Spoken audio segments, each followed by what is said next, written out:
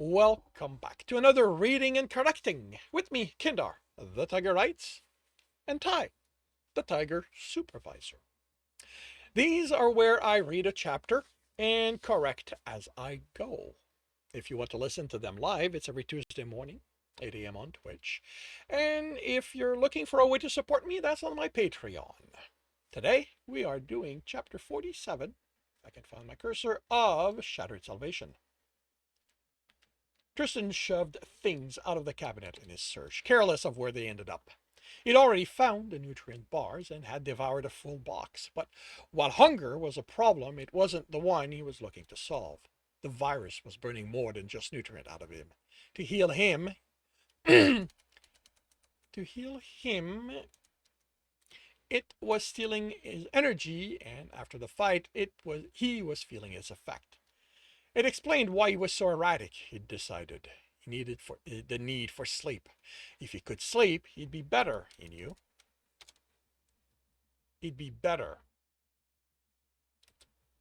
He knew it. You see, this is mark of old writing. I tended to, that's not needed. If he could sleep, he'd be better. Unfortunately, he couldn't sleep. There was still too much left to do. He certainly wasn't closing his eyes while that biochemist could roam around or while Alex was awake. There was no telling what that human would do to him if given the chance.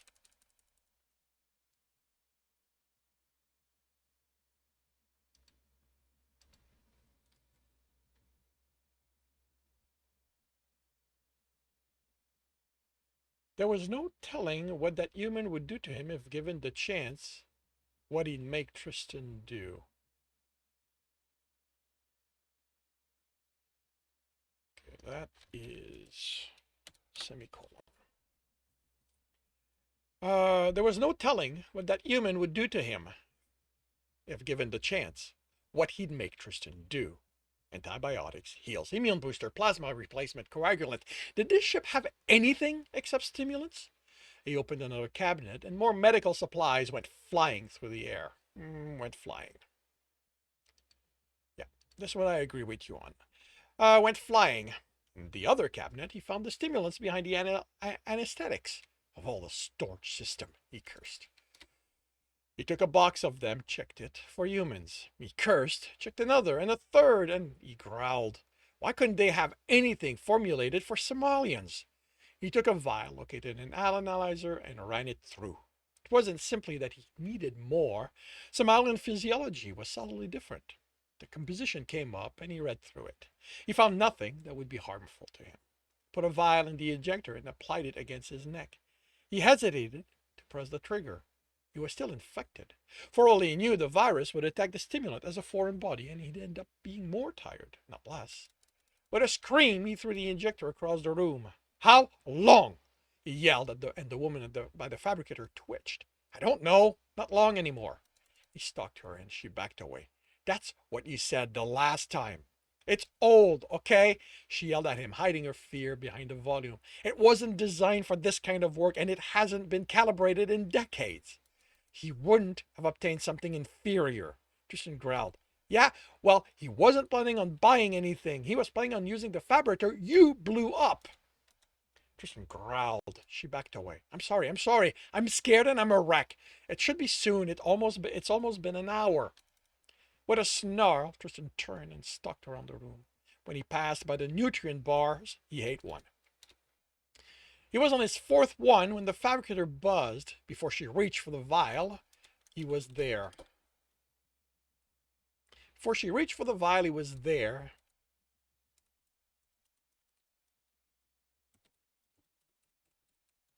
She screamed as she got out of the way and kept him from shoving her hard. He might need her, but she was still infected, so he didn't have to be gentle. Yeah. Whoops. He didn't have to be gentle. Wait, she yelled as he looked for a new injector. You don't know what it's going to do to you. Found the drawer where the last one had been. It was designed for a human. For all you know, it's going to hurt you. He glared at her as he inserted the vial. It isn't attacking me, it's attacking the virus. It's too dangerous. You can't She stared at him as he injected it. How long until it kills the virus? He already felt calmer. How should I know?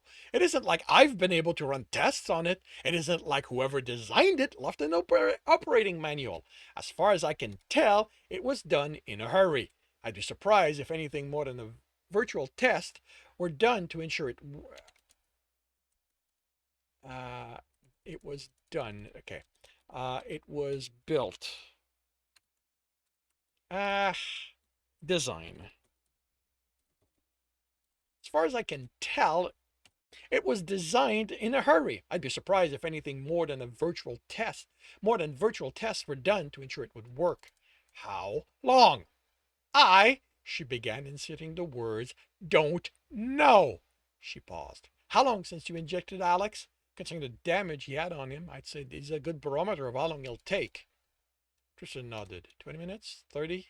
Less than an hour. The fighting hadn't lasted that long. If you want the cure, you should get it started. I have plans for you, and they will start whether you are ready or not. He pocketed a box of stimulant. 30 minutes, and he'd start using them.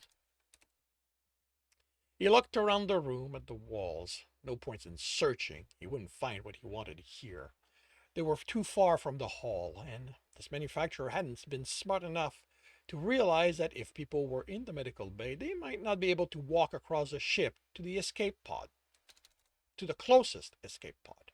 He cursed. He couldn't leave her unattended. He grabbed her arm and as he headed out. Let go of me. I need to be here for my cure. An hour, he growled. You can get it then. What if the dead wake up? Tristan pulled her in front of him and glared. Then you had better hope they don't know what it is for. Or, no, they need to take it because you are not getting another one. Now, walk before I decide to break your legs to justify having to carry you. She stayed with him, even if she had almost to run to match his pace. He found the escape pod in a portside lounge. Anyone vitally injured in the medical bay would have died if they'd needed to escape the ship. He had to bypass the lock on it since he didn't have control of the ship. He wasn't subtle. He didn't care about alarms at this point. He ripped the cover off and connected the needed wires. By the time he was done, his fingers were burned and bleeding. He took that as a good sign and injected himself with the stimulant. He surveyed the inside of the pod with disdain. It had a bunk bed, filled stasis system, and had a food preparation area with high-end food printer. There was a small shower that used water, which meant that there was a lot of space dedicated to storing it and that could be better served storing supplies. So much luxury, so much waste. If he had the time, he'd strip the pod down to the bare essentials. The passengers were fortunate he didn't. He needed to take a gamble. Now that he knew there was a way out, now that he'd kindled her hope, he had to hope.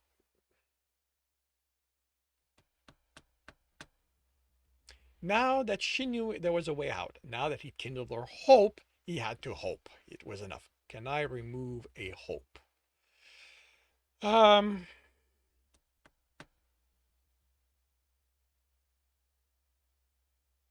You need to take a gamble. Now that he kindled her hope.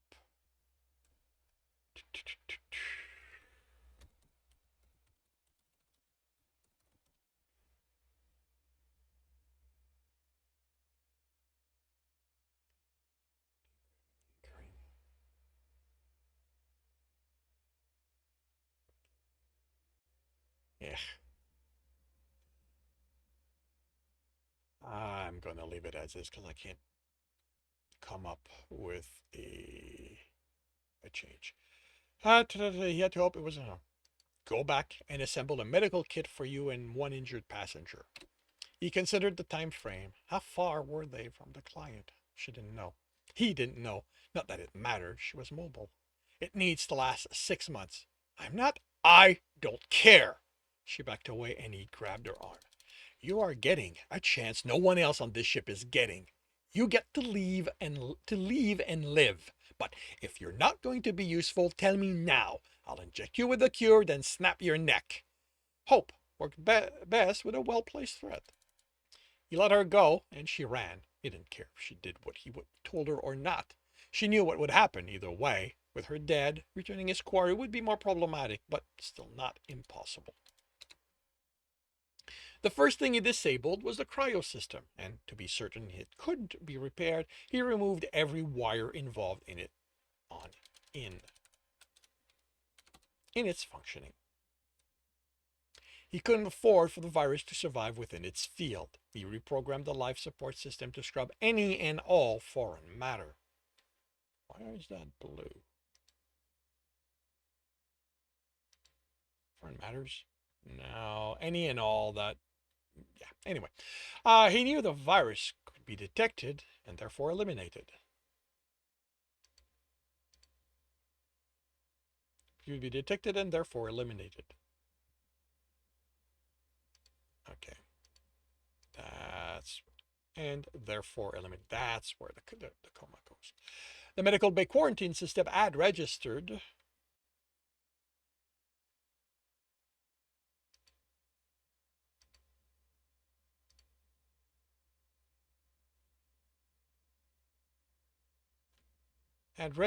there was still a problem when the force field was dropped. I'm not fixing it. I'd registered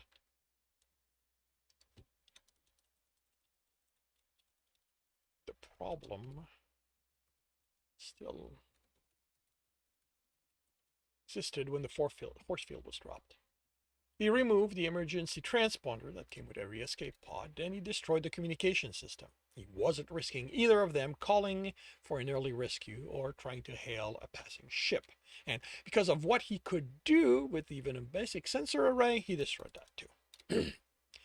As he exited the pod, the biochemist returned with a pack over each shoulder. He eyed them critically. I have more, she replied defensively. He followed her to the medical bay, considering what else he needed to do. He told her 6 months, so he needed a location for the client to get them that would ensure it took at least that long, even if they pushed their engine. Not that Valkyrie-class ships were known for their speed. 6 months would be enough time for the virus to be scrubbed out. He could ask her to confirm that, but he reminded himself he didn't need her. He didn't need anyone. He didn't need Alex. He would go through the pod's navigation system. The quarry needed to be restrained. Tristan could tie him down to a bed, but then the biochemist would have to do everything for him, and she'd be tempted to release him just to make her life easier. He didn't expect the quarry would be thanking her then. Once he was healed, he'd want someone to lash out against, and she would be the only target available. For that reason, he couldn't simply give him free rein of the pod, and there were areas he needed to prevent him from reaching, regardless of the situation. His quarry had proven too resourceful to be allowed even a chance of escape, but he still needed to be able to reach the shower and food printer. He grabbed a box of nutrient bars and ate his way through it as he headed for engineering. He froze as he stepped in. Alex had said engineering was where control of the ship had been transferred. He looked around, but saw no sign of him. He did see mercenaries steering. He grabbed the closest gun, a Similac, and shot everyone in the head. Then he went to find out if this place had what he needed. He found a parts fabricator in the maintenance area of the room and a welder in the storage cabinet by it. He looked through the list of what it could do and didn't find what he needed. This had been a cruise ship, so a lack of restraint wasn't surprising, but they were one of the easiest things to improvise. He settled on chains, both because the fabricator could make them and because he had personal experience with them. His father had been fond of using them on him, those and the cage. Creating the manacle required more hands-on work, but he had all the tools here. There were 11 packs lining the pod's wall when he returned to it. The biochemist was stepping away from the pilot seat. I didn't touch anything. It was a lie, but he didn't care. There was nothing she could do, even if she had the knowledge. He let the coil of chains fall to the floor and she jumped. What are those? She asked fearfully. He unslung the welder. Restraints. She ran out of the pod and he sighed. He should have mentioned they were for his quarry. Now, when it was time for them to leave, he was going to have to search the ship for her. No, he'd send Alex, keep him out of his fur for a while longer. He wished he could simply kill her instead of having to modify an escape pod for her and his quarry, but there was no way he was spending that much time with the quarry. He sighed. He couldn't wait for this job to be done and over with, to sit in his workshop taking apart a lock in peace and quiet, not to have anyone buff. Isn't that kind of archaic? Tristan looked at him in the pod's doorway and arched an eyebrow. And raised an eyebrow. He was too surprised Alex knew what this was to be angry at his presence. I did a job that took me... He looked up as he tried to remember. I don't even remember the name. One of those back-ass places, barely any technology. They used those to hold their prisoners. Couldn't believe the ease I escaped them, considering they never even bothered taking my gun from me. He let the breath out. The bridge is up and running, for what it's worth. There's only one console functional. There was a firefight in there. The computer's mine to control. It tried to be an asshole about it, but I put it in time lock. Unless you need the ship to do something unusual, everything's going to be fine. Tristan cut how he defined the word mine, how he'd used the word mine. Alex thought he was in charge. There was a moment of anger as he imagined himself ripping Alex's head off, as he'd done with that other alien, but he contained it. He couldn't kill him right now, not until he'd seen what kind of traps he'd left in there first. Go get the biochemist and wipe the virus from her memory bank. He did the best he could to keep his voice even. She isn't going to like that. Alex, Tristan growled, don't push me. The human stiffened. Where is she? Tristan shrugged. She ran off. Controlled the ship. Find her. Alex looked at him. Tristan began to growl. Did you take the antivirus? Yes, he answered through the growl. Alex nodded and left.